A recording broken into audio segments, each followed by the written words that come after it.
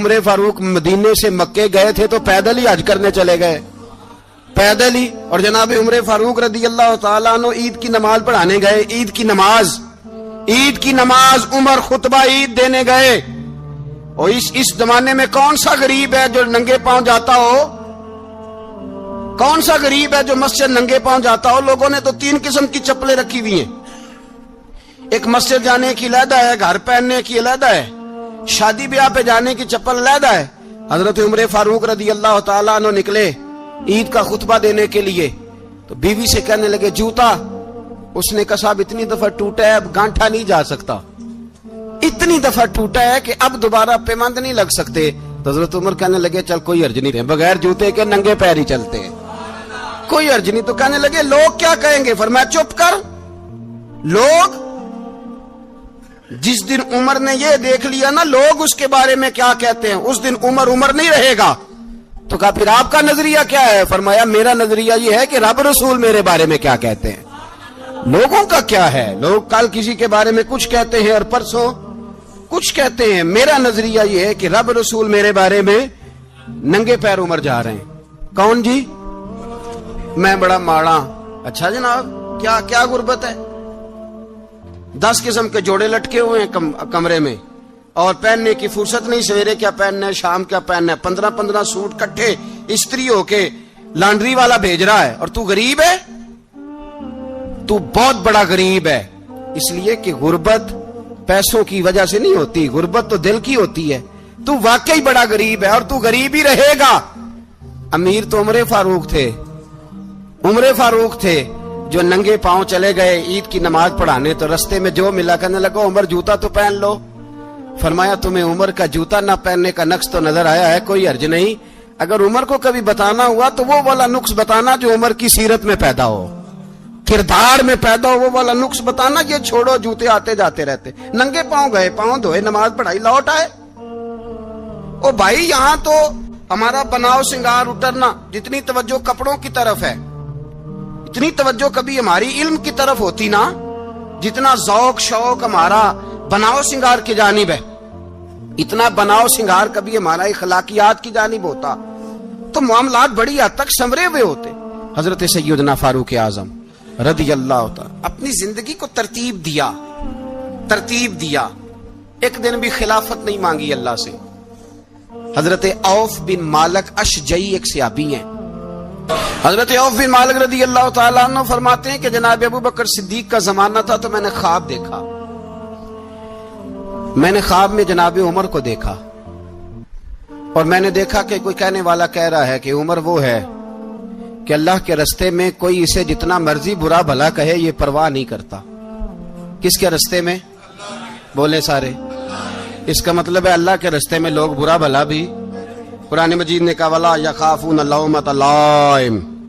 کچھ لوگ ایسے ہیں جو برا بھلا کہنے والوں کی پرواہ نہیں کرتے. آپ یقین کریں اگر پرواہ شروع ہو جائے نا تو دین کا کام ختم ہو جائے. نہ کوئی تقریر کرے، نہ کوئی تدریس کرے، نہ کوئی پیری مریدی کرے، ختم ہو جائے اگر باتوں کی پرواہ ہو. لیکن وہ پرواہ. حضرت عوف بن مالک اشجعی کہتے ہیں میں نے خواب میں دیکھا کہ عمر وہ ہے جو کسی کی پرواہ. اور دوسری بات میں نے یہ دیکھی کہ عمر خلیفہ بنے گا. اور تیسری بات میں نے خواب میں یہ دیکھی کہ عمر شہید بھی کیا جائے گا، عمر شہید بھی ہوگا. یہ میں نے 3 باتیں خواب میں دیکھی. فرماتے ہیں میں نے آ کے خواب حضرت ابو بکر صدیق کو سنائی. وہ خلیفہ تھے. وہ کہنے لگے ٹھہر جا، میں عمر کو بلاتا ہوں، اس کے سامنے دوبارہ سنانا. اس کے سامنے. فرماتے ہیں میں نے بلایا حضرت عمر فاروق کو، آ کے بیٹھے. خواب شروع ہوا. کا ایک بات تو میں نے یہ دیکھی کہ آپ ملامت کرنے والے کی پرواہ نہیں کرتے. دوسرا آپ خلیفہ بنے گے. جناب عمر کہنے لگے چپ کر، ابو بکر کے سامنے ہی کہہ رہا ہے، چپ کر، خلیفہ کے سامنے ہی کہہ رہا ہے. تو ابو بکر صدیق کہنے لگے عمر اسے کہنے دو، مجھے لگتا ہے رب کی رضا یہی ہے کہ میرے بعد اگر مصطفیٰ کا منبر ملے تو عمر کو ہی ملے. اسے کہنے دو. یار یہاں تو لوگ ڈینگے مارتے ہیں، یہاں تو لوگ دعوے کرتے ہیں میرے سامنے فلانے کو بھی بٹھاؤ، فلانے کو بھی بٹھاؤ، اس کو کیا پتا، اس کو کیا پتا. یہ تو بڑکے مارنے کا دور ہے. حضرت عمر رضی اللہ تعالیٰ عنہ کو تیسری بات کہی. حضرت عوف بن مالک نے کہا آپ شہید کیے جائیں گے، میں نے خواب دیکھی ہے. नेक लोगों के ख्वाब बड़ी हद तक सच्चे होते हैं। कहा मैंने ख्वाब देखी है। तो हजरत उमर कहने लगे शहीद तो दलेर लोग होते हैं, शहीद तो दलेर, जिसे सारा जमाना दलेर कह रहा है वो अपने बारे में क्या कह रहा है? कहते हैं शहीद तो दलेर, मैं तो काहिल सा आदमी हूँ, सुस्त आदमी हूँ, मैं तो इतना काम ही नहीं करता। तो ये ख्वाब तूने जो ठीक है देखा है ना, फिर से देखना। तो अबू बकर सिद्दीक फरमाने लगे आजिज़ी ना कर, इनकिसारी ना कर, तो जो कह रहा है ठीक कह रहा है, लेकिन मुझे सुन के शुक्र भी हुआ है और अफसोस भी हुआ है। अफसोस इस बात का कि तेरे जैसा बतले अजीम चला जाएगा, और शुक्र इस बात का कि रब तुझे जिंदगी भी एजाज वाली देगा, और शहादत की मौत दे के अल्लाह तुझे मौत भी इज्जत वाली अता फरमाएगा। अल्लाह मौत भी तुझे इज्जत वाली देगा, तुझे काहिलों जैसी मौत अल्लाह।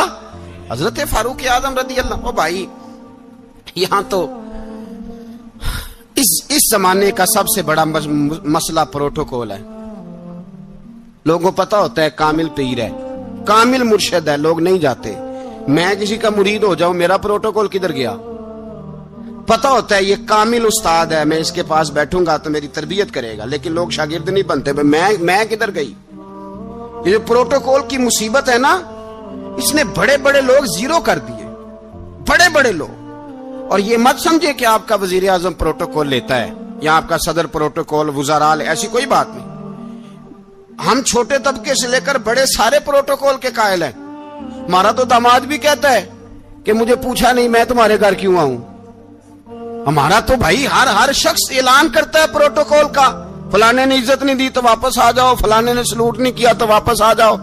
लोग जहां सलूट करना चाहिए वहां भी सलूट कराने के कायल हैं। पर हजरत उमर रदी अल्लाह ताला, हजरत उमर की सादगी और फिर जनाब उमर की आजिज़ी, जब इंसान अपने ऊपर सवार कर लेता है ना, सवार कर लेता है, मैं बदकार पुराना खादम किसे दर मिली निट होई, ते वासफ यार ने नजर जो की थी ते वासफ वासफी। मैं अक्सर सोचता हूं हुजूर ने जहां भी कहा ना, फरमाया मेरे बाद नबी होते तो खताब के बेटे उमर होते। हुजूर ने फरमाया उमर जिस रास्ते से जाता है शैतान वो रास्ता बदल जाता है। नबी पाक सल्लल्लाहु अलैहि वसल्लम ने फरमाया मेरा उमर वो है कि इसकी जुबान पर हक जारी है।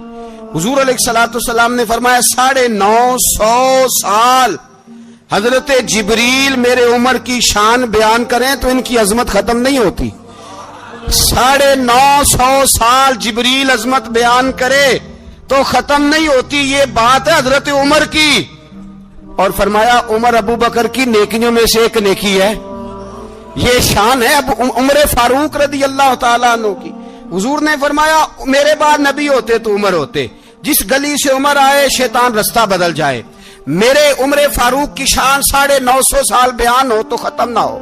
उमर की जुबान पर अल्लाह हक बयान करता है, जो उमर कहता है वही रब कर देता है। हुजूर सारी जिंदगी फजीलतें बयान करते रहे, उमर जवाब में क्या कहते हैं? कोई बताए ना कि ये वाली हदीसें कभी उमर ने भी रवायत की हो कि हुजूर ने मेरे बारे में ये कहा है। ये रवायतें वो रवायत नहीं करते। उनसे जब लोग कहते उमर तेरी बड़ी बात है तो उमर रो पड़ते, कहते मैं तो ऊंट चराने वाले बाप का बेटा हूं, मैं तो ऊंट चराने वाले बाप का बेटा, ऊंट चरा। इससे आगे उमर गए ही नहीं सारी जिंदगी, इससे आगे लफ्ज ही नहीं अदा की। और मैं तो भाई ऊंट चराने वाला, मेरा बाप तो ऊंट चराया करता था, 10 ऊंट थे, मेरी ड्यूटी होती थी, संभाले नहीं जाते थे, अब्बा डंडों से मारता था।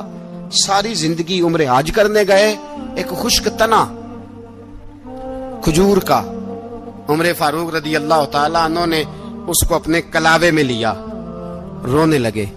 लोगों ने कहा उमर क्या हुआ? फरमाने लगे यहां मैं ऊंट चराया करता था, यहां मैं ऊंट चराता था, 10 ऊंट संभाले नहीं जाते थे। देखो रसूलुल्लाह की शान, आज सारी उम्मत चलाने का तरीका अता फरमा दिया है। सारी नजरिए से प्यार। यार पैसा किसको बुरा लगता है? आप जिस आदमी की 50 करोड़ की प्रॉपर्टी है उसको पूछें सबसे गरीब, आपको वही नजर आएगा। वो कहेगा मैं टाइट हूं, हालात बड़े। मैं कई बार पूछे उन्होंने, मैं कह तर्जमा भी 10 छोड़ो की, हमें तो समझ नहीं आती। और टाइट हालात कौन से होते हैं जी? जिस आदमी का करोड़ों में कारोबार है ना, उसको आप छेड़े वो रोने लग जाएगा, रोने। तो कई मैंने ऐसे देखे हैं किराए का मकान है, उनसे पूछे साहब क्या